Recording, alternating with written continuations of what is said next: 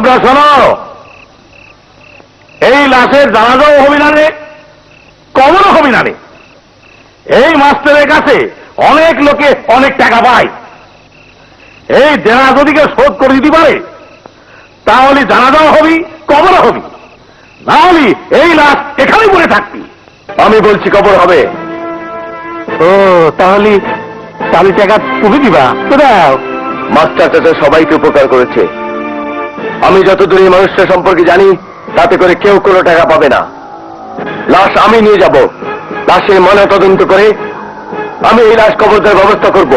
দেখো বেশি বাড়াবাড়ি করো না, একটু তো করতেই হবে। জানতে হবে না এই মাস্টারকে কে খুন করেছে, কার এই লাশ রাস্তার মধ্যে ফেলে রেখেছে।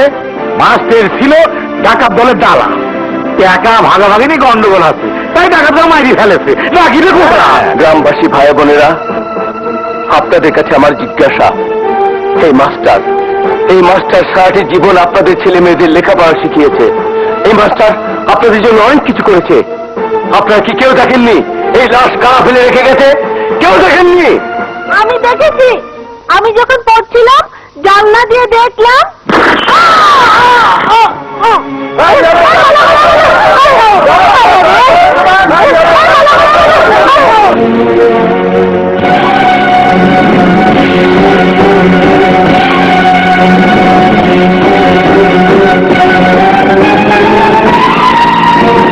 রমজান, আমার প্রতিদ্বন্দ্বী নানা মাইরে ফেলে আমার জন্য বড় উপকার করেছে।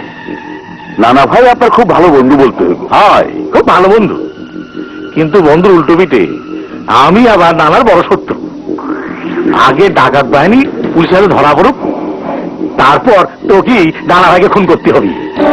নানা ভাইকে খুন করতেই হোক, ওই সরাতে না পারলে ওই একদিন আমার সরা দিতে পারে। তুই ক, এক জঙ্গলে দুই ভাগ পাড়াপাড়ি করলে কি হয়? খালি জঙ্গলই ভাঙে, কোনো লাভ হয় না। কথাটা ঠিকই কইছেন, তাই তুমি বুদ্ধি করে নানা তোকে দিয়ে পাইরে ফেলবো। কথাটা বুঝতে পারলাম না। বুঝলি না? আরে গাড়িয়ে ফেলবো মানে মাটির গাড়িয়ে ফেলবো মানে শেষ। তোমার খুন করবার চাই রমজান, তোর গোপনে কথাটা কইল, তুই আমার কথাটা কইলি কেন?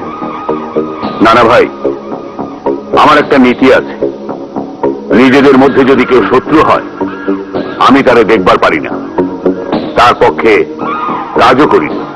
দুলা ভাই, আজ রাইলে টেলিফোনটা আইসা গেল না? মনে তো হইতাছে তাই। ওই তো আজ রাইলে টেলিফোন কিরিং কিরিং শব্দ হইতাছে। বোকা, বড় বোকা, 2-4 দিন বাঁচতে পারতো, ভালো মতন খাইতে পারতো। কুত্তার পেটে ঘিয়া জমায় না রে, ঘিয়া জমায় না। চল আজ রাইলে টেলিফোনটা রিসিভ করে আহি।